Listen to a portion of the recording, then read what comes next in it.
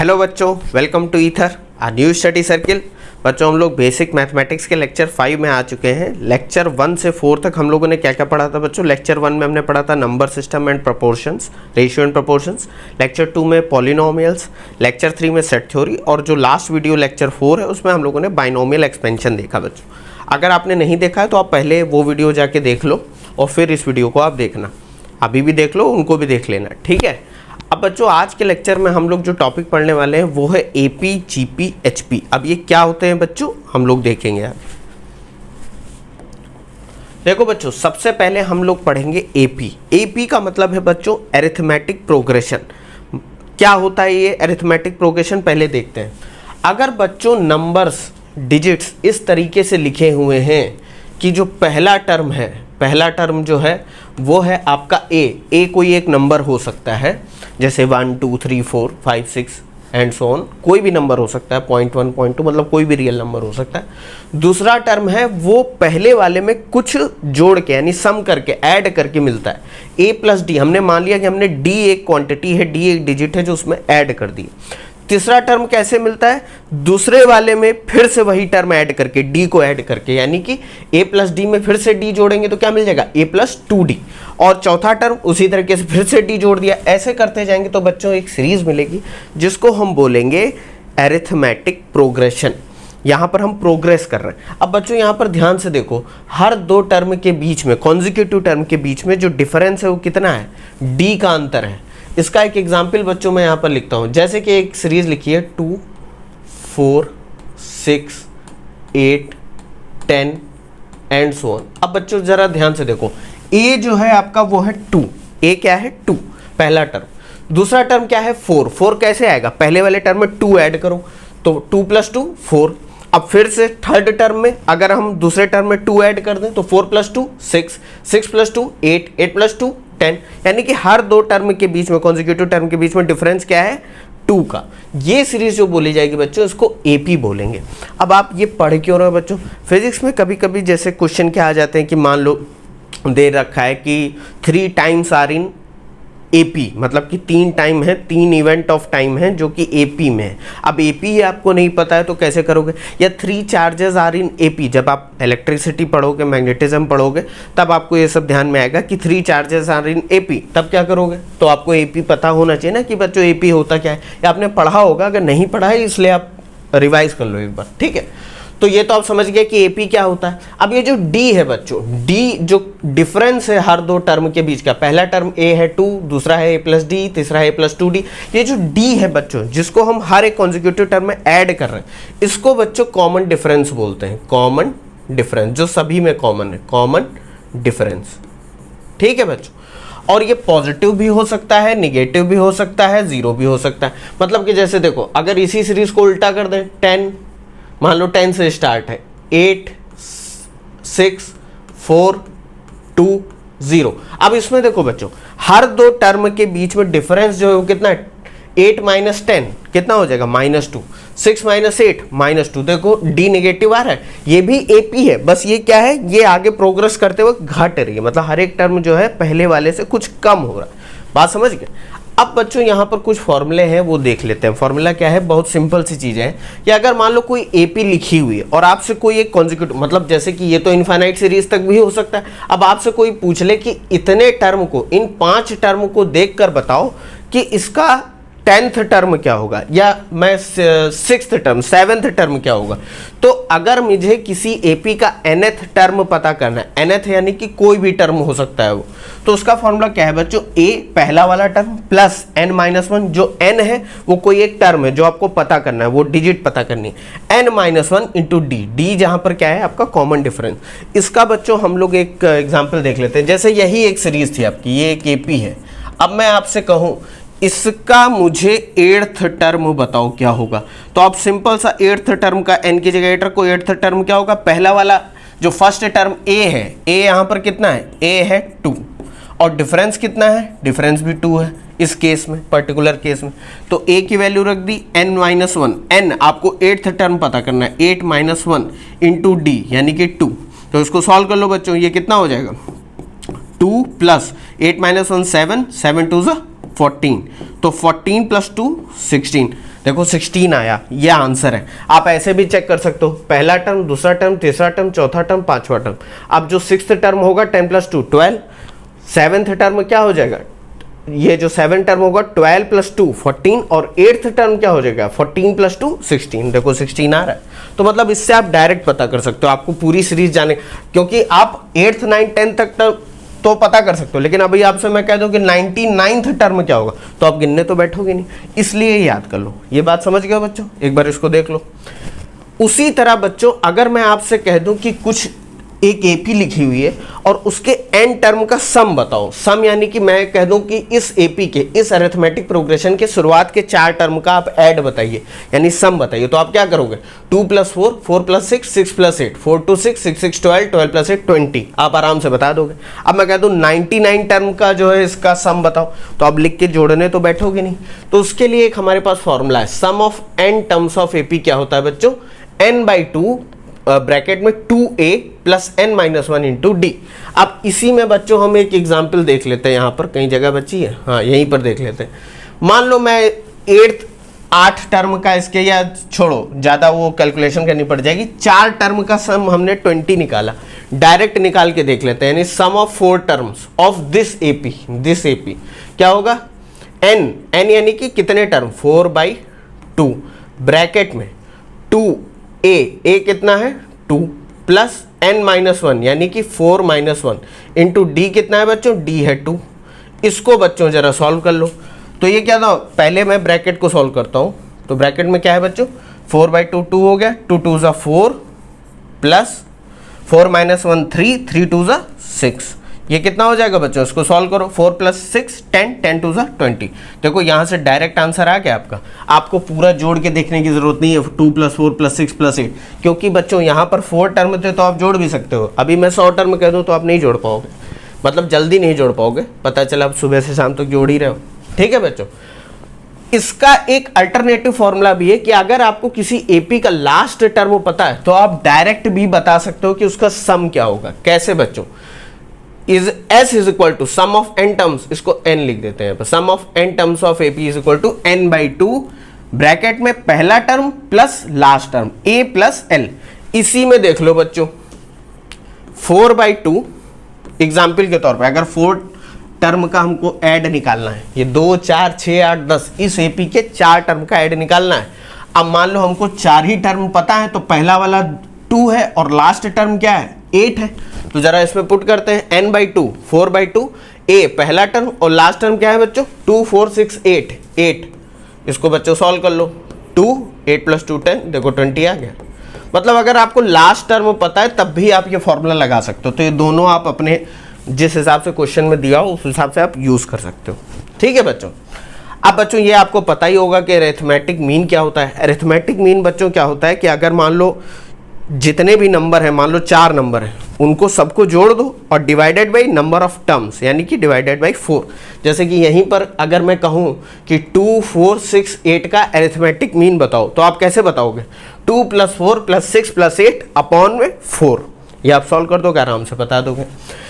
अब इसमें एक चीज ध्यान रखना बच्चों, अगर A B C 3 टर्म हैं, 3 डिजिट हैं जो लगातार एपी में हैं, यानी कि 2 4 6 4 6 8 6 8 10 कोई भी हो सकती हैं, तो एक चीज ध्यान रखना है, जो बीच वाला टर्म होगा वो इन 2 डिजिट्स का अरिथमेटिक मीन होगा, यानी कि B = A + C/2, क्योंकि 2 टर्म का अरिथमेटिक मीन क्या होगा, दोनों टर्म को ऐड करके डिवाइडेड बाई 2, यही तो होगा बच्चों।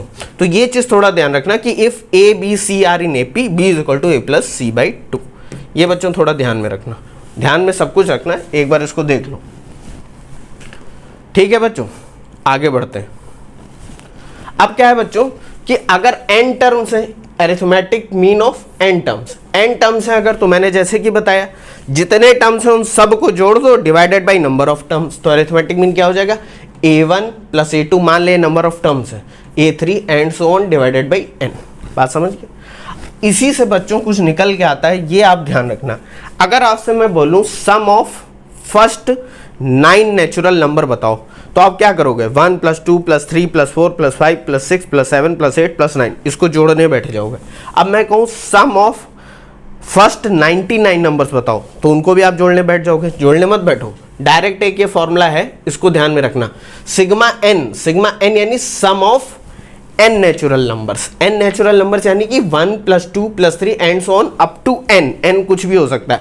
मान लो कि मैं कह दूं कि 100 टर्म्स का फर्स्ट 100 नेचुरल नंबर्स का सम बताओ, तो वो क्या होगा बच्चों, ये फॉर्मूला याद रखना, n ब्रैकेट में n + 1/2। ये अरिथमेटिक प्रोग्रेशन से ही आया है। आप n की कोई भी वैल्यू, मान लो शुरुआत के 10 टर्म्स का हमको सम पता करना है, तो हम क्या कर देंगे, समेशन 10 या n ही लिखो इसको, 10 + 1/2, 2 5 10, 10 + 1 11, 55। आप सॉल्व करके देख लेना है, यानी 1 से लेकर 10 तक आप जोड़ना, 1 + 2 + 3 + 4 + 5 + 6 + 7 + 8 + 9 + 10, ये आपका 55 आ जाएगा। इसको सॉल्व करके देख भी लेना, 10 + 1 / 2, ये 55 आ गया। उसी तरह बच्चों अगर मैं आपसे कहूँ sum of squares of n natural number, यानी कि sigma n square, 1 square + 2 square + 3 square and so on up to n square, तो वो बच्चों क्या होगा, n + 1 ब्रैकेट में 2n + 1 / 6। ये बच्चों फॉर्मूले ध्यान में रखना, कभी कभी आपको ये काम में आ सकते हैं। बात समझ में आ रही है कि नहीं। तीसरा क्या है बच्चों, सिग्मा n³ यानी sum of cube of n natural numbers, तो 1³ + 2³ + 3³ एंड सो ऑन n³। ये क्या होगा बच्चों, n + 1/2। ये कैलकुलेट करो, पूरे का स्क्वायर कर दो। बात समझ में आई। ये एक बार आप ध्यान में रखना, इसको देख लो एक बार आप। अब बच्चों यहां पर क्या है, ये चीज आपको ये भी ध्यान में रखना है, क्योंकि फिजिक्स में ये काम आएगी आपके। जैसे मैंने अभी पहले बताया था शुरुआत में लेक्चर के, कि जब आप फिजिक्स सॉल्व करोगे तो उसमें कभी कभी दे दिया जाता है कि जैसे 3 चार्जेस आर इन एपी। अब आपसे कहा जाए कुछ इस टाइप का क्वेश्चन है, 3 charges are in AP, they are moving in फलाना मैग्नेटिक फील्ड, और दुनिया भर की कहानी बता दी जाए, और आपसे कहा जाए कि उन चार्जेस को पता करो। तो आप पहले तो चार्जेस को एज्यूम करोगे ना, तो आप x1 x2 x3 या q1 q2 q3 मत एज्यूम करना, वो कैलकुलेशन बहुत कॉम्प्लिकेटेड हो जाएगी। सबसे अच्छा तरीका क्या है कि अगर आपको 3 नंबर को एपी में एज्यूम करना हो, if we have to assume 3 numbers in AP, यानी कि अरिथमेटिक प्रोग्रेशन में जो है, यानी 2 4 6 6 8 10 ऐसे करके, तो आप क्या मानोगे, पहले टर्म को मान लो a - d, दूसरा टर्म a और तीसरा a + d। ये आप जब न्यूमेरिकल सॉल्व करेंगे बच्चों, ये ध्यान में रखना, ये काम आएगा। उसी तरह अगर आपको 4 नंबर्स एपी में एज्यूम करने हैं, तो आप क्या एज्यूम करो, a - 3d पहला टर्म, दूसरा टर्म a - d, तीसरा टर्म a + d और चौथा टर्म a + 3d। उसी तरह 5 नंबर्स अगर एपी में आपको मतलब सेलेक्ट करने हैं, मतलब एज्यूम करने हैं, तो क्या करो, a - 2d, a - d, a + d, a + 2d। देखो ये 5 नंबर्स एपी में है कि नहीं है, देखो बच्चों एपी में है कि नहीं है। इसमें 2d ऐड करते जाओ तो ये आ जाएगा, यहाँ पर d ऐड करते जाओ तो ये सीरीज आ जाएगी, यहाँ पर भी d ऐड करते जाओ। तो ये बच्चों आपकी कैलकुलेशन को बहुत हद तक आसान कर देगा। आप q1 q2 q3 मान के बैठ जाओगे, या q1 q3 q4 मान के बैठ जाओगे, तो कॉम्प्लिकेटेड हो जाएगा सीन। ये आप देख लो एक बार, इसको नोट करना है नोट कर लो, वरना मैं फिर से कह रहा हूँ सीरीज के एंड में सारे आपको नोट्स मिल जाएंगे, लेकिन आप फिर भी शॉर्ट नोट्स बना लो, आपके काम आएंगे। ठीक है बच्चों, देख लो एक बार, आगे बढ़ते हैं। अब बच्चों हम लोग पढ़ते हैं ज्योमेट्रिक प्रोग्रेशन। एपी आप समझ गए हो, जैसे कि एपी था, ये भी एक तरीके का प्रोग्रेशन ही, हमको आगे ही बढ़ना है, लेकिन यहाँ पर हम ऐड नहीं करेंगे, यहाँ पर हम हर एक टर्म को मल्टीप्लाई करेंगे। यानी एक ऐसी सीरीज जिसमें हर एक कॉन्जिक्यूटिव टर्म पिछले वाले नंबर से, मतलब कि जो प्रीसीडिंग नंबर है उसमें कुछ मल्टीप्लाई या divide, multiply in the sense divide का मतलब क्या है कि भाई हमने 1/, में कोई चीज मल्टीप्लाई कर दी, तो मल्टीप्लाई करके मिल रहा हो। जैसे इस सीरीज का एग्जांपल, मतलब ये सीरीज कैसे रिप्रेजेंट करोगे, पहला नंबर अगर a है, पहली डिजिट a है, तो दूसरी क्या होगी a × r, तीसरी होगी फिर से r मल्टीप्लाई कर दो, r मल्टीप्लाई करते चले जाओ। इस टर्म में r मल्टीप्लाई करा ar आ गया, इसमें r मल्टीप्लाई करा ar² आ गया, इसमें r मल्टीप्लाई करा ar³ आ गया, इसी तरह एंड सो ऑन। जैसे कि इसका एक एग्जांपल देख लेते हैं, 1 3 9 27, उस तरीके से 81, ये एक सीरीज है। देखो बच्चों इसमें 3 से मल्टीप्लाई करते जाओ, जरा देखो क्या आएगा, 1 3 × 3, फिर 3 3 × 9, 9 3 × 27, 27 3 × 81, इसी तरह आप आगे बढ़ते चले जाओ। तो यहाँ पर ये जो r है वो क्या है, 3, यानी कि जिससे आप मल्टीप्लाई कर रहे हो। आर को बच्चों बोलते हैं कॉमन रेशियो। जैसे वहां पर बोला जाता था कॉमन डिफरेंस, यहां पर बोलते हैं कॉमन रेशियो। क्यों बोला जाता है? क्योंकि हर कॉन्जिक्यूटिव टर्म को, अगर दो कॉन्जिक्यूटिव टर्म को लो और प्रीसीडिंग टर्म और सक्सीडिंग टर्म और प्रीसीडिंग टर्म का रेशियो लो तो वो सेम आएगा। यानी आसान भाषा में कहें तो दो टर्म का रेशियो लो, 3/1 3 आया, 9/3 3 आया, 27/9 3 आया, तो इसीलिए इसको कॉमन रेशियो बोलते हैं। बात समझ गए? अच्छा बच्चों, जैसे एपी में आप nth टर्म कैलकुलेट करते हो, यहां पर जो nth टर्म होगा उसका फॉर्मूला आप देख लो, वो क्या होगा? a इंटू आर की पावर n-1। ये आप जैसे कि अब इसी में जैसे ये सीरीज है, आप अब मैं आपसे कह दूं इसका फोर्थ टर्म निकालो, तो यहां पर a है आपका 1 और r है आपका 3, और हमें निकालना कौन सा है? Fourth term. तो जरा सॉल्व कर लो। tn is equal to a r हो गया 3 की पावर 4-1, तो 4-1 3 की पावर 3 का क्यूब कितना होता है? 27। ये देखो आ गया फोर्थ टर्म, 1 2 3 4 फोर्थ टर्म 27 है। तो इस तरीके से आप इसको सॉल्व कर सकते हो। अब बच्चों जैसे एपी में आप सम ऑफ n टर्म्स पढ़ते हो, यहाँ पर भी n टर्म्स का सम है। अब बात यहाँ पर आती है, यहाँ पर कुछ चीज़ें अलग हो जाती हैं। क्या अलग हो जाती हैं बच्चों? देखना जरा। अगर हमें n टर्म्स का सम चाहिए तो n तो बच्चों ये जो r है ये तो ग्रेटर देन 1 भी हो सकता है, मतलब रेशियो ग्रेटर देन 1 भी हो सकता है और लेस देन 1 भी हो सकता है। जैसे कि इसी सीरीज को अगर हम उल्टा कर दें तो अगर 1/3 करेंगे तो 0.33 आने लगेगा। यानी कहने का मतलब है r less than 1, common ratio less than 1 भी हो सकता है। यानी कि हर एक टर्म जो मल्टीप्लाई कर रहे हैं वो लेस देन 1 नंबर से कर रहे हैं। जैसे कि मैं कह दूं कि एक सीरीज है जिसको हम 0.1 0.01 0.001, तो यहाँ पर हर एक टर्म किससे मल्टीप्लाई हो रहा है? 0.1 से। 0.1 तो लेस देन 1 होता है। उस केस में बच्चों सम ऑफ n टर्म्स क्या होगा? अगर r ग्रेटर देन 1 है, बस r 1 नहीं होना चाहिए, मतलब कि ऐसा नहीं होना चाहिए कि 1 फिर 1 फिर 1 फिर 1, ऐसा नहीं होना चाहिए। तो n टर्म का सम क्या होगा? a ब्रैकेट में r की power n-1 bracket close upon में r-1, जहां पर r 1 नहीं है। r 1 होगा तो इनफाइनाइट हो जाएगा बच्चों। And r is greater than 1, r अगर 1 से बड़ा है तो ये फॉर्मूला यूज करेंगे, जैसे कि ये केस था हमारा। दूसरा क्या है? अगर r लेस देन 1 हो जाए, 1 तो कभी नहीं होगा, r is not equal to 1, r less than 1 हो जाए तब इसी फॉर्मूले में माइनस बाहर ले लो, a ब्रैकेट में 1 माइनस r की पावर n अपॉन में 1 माइनस r। सिंपल सा फॉर्मूला है बच्चों, ये चीज़ आपको ध्यान रखनी है। जाहिर सी बात है जब आप ऐसा करने लगोगे लेस देन 1 में, अगर यही फॉर्मूला अप्लाई करने लगोगे तो माइनस माइनस कट जाएगा, तब भी बात तो वही आ जाएगी ना बच्चों। ये एक बार आप देख लीजिए।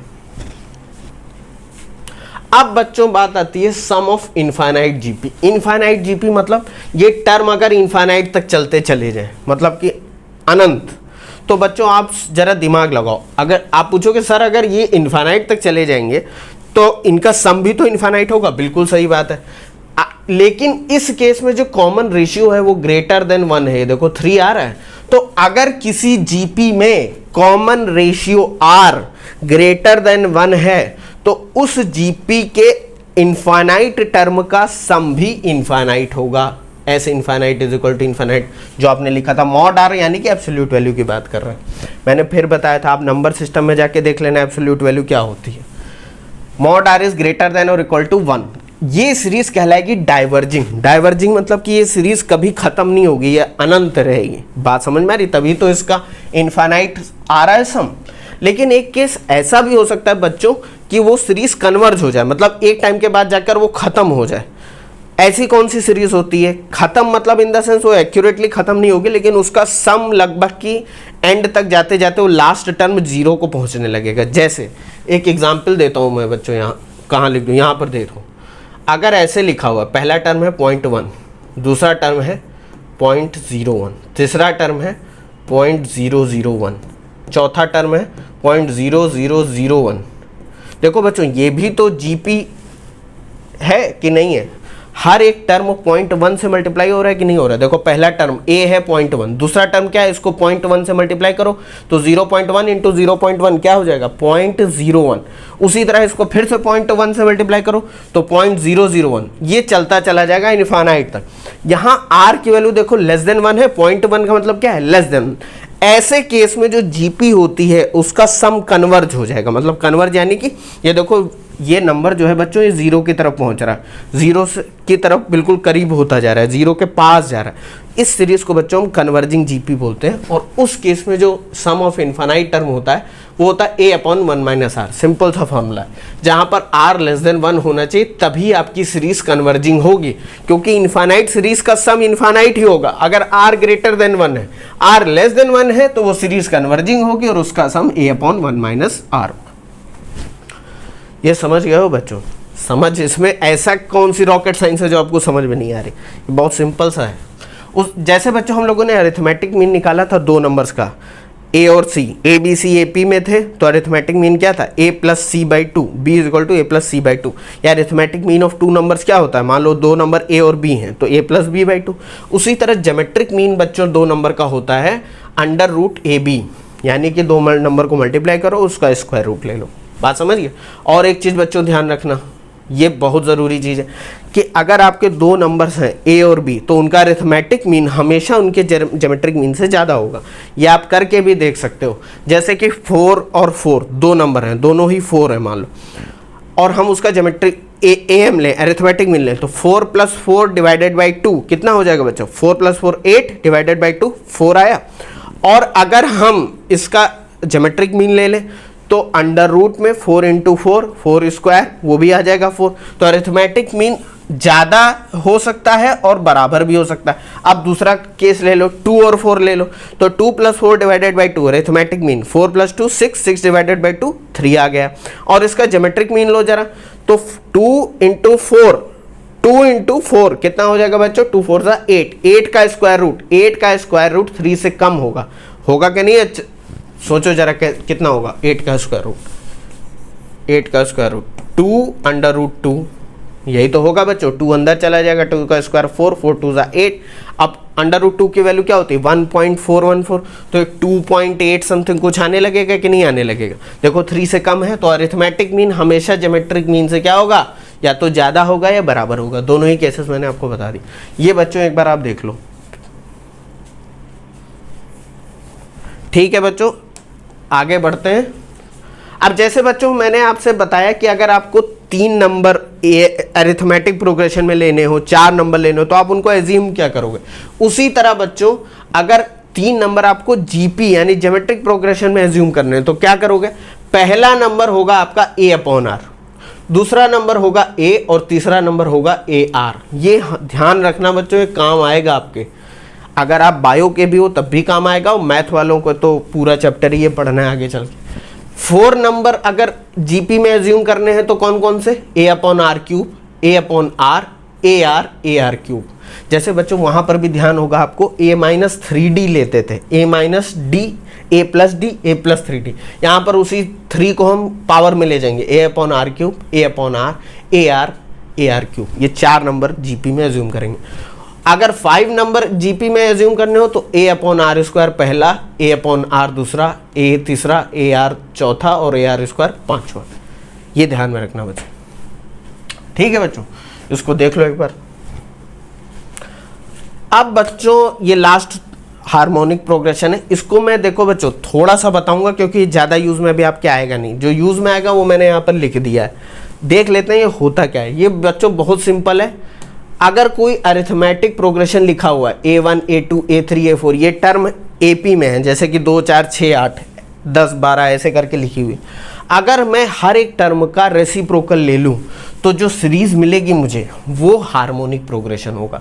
जैसे मान लो AP लिखी हुई है 2 4 6 8 एंड सो ऑन, तो इसकी HP क्या हो जाएगी हार्मोनिक प्रोग्रेशन, वो हो जाएगा 1/2 1/4 1/6 1/8 एंड सो ऑन।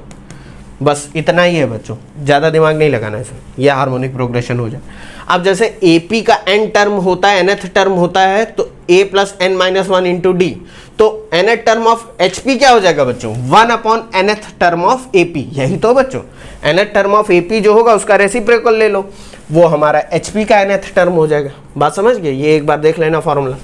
जो काम की चीज़ है बच्चों वो ये है हार्मोनिक मीन। हार्मोनिक मीन क्या होता है?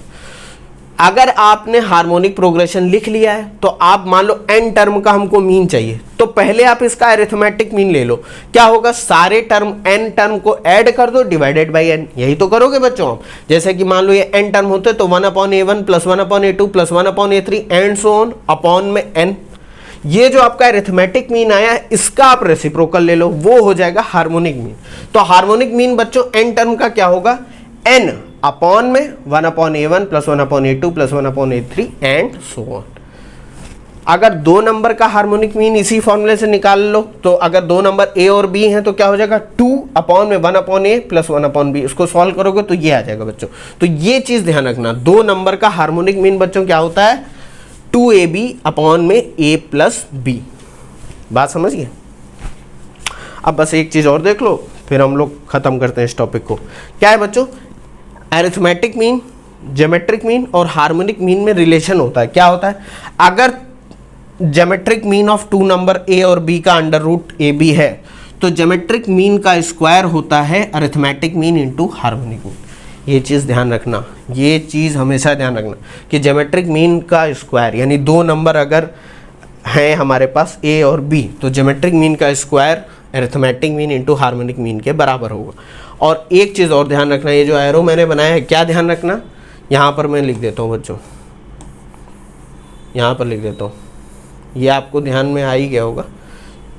देखो ये चीज़ हमेशा ध्यान रखना, अरिथमेटिक मीन हमेशा बड़ा होगा ज्योमेट्रिक मीन से और ज्योमेट्रिक मीन हमेशा बड़ा या बराबर होगा हार्मोनिक मीन के। ये चीज़ ध्यान में रखना, अरिथमेटिक मीन हमेशा ज्योमेट्रिक मीन से बड़ा होगा और ज्योमेट्रिक मीन हमेशा हार्मोनिक मीन से बराबर हो सकते हैं, लेकिन कभी ज्योमेट्रिक मीन अरिथमेटिक मीन से बड़ा नहीं होगा।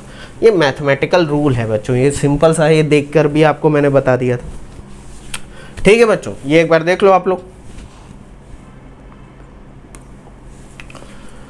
ठीक है बच्चों, ये जो टॉपिक था हमारा arithmetic progression, geometric progression, harmonic progression, ये हम लोगों ने पूरा ख़त्म कर दिया। पूरा इन द सेंस जितना हमको फिजिक्स के लिए ज़रूरत है। थैंक यू बच्चों, मिलते हैं नेक्स्ट वीडियो में।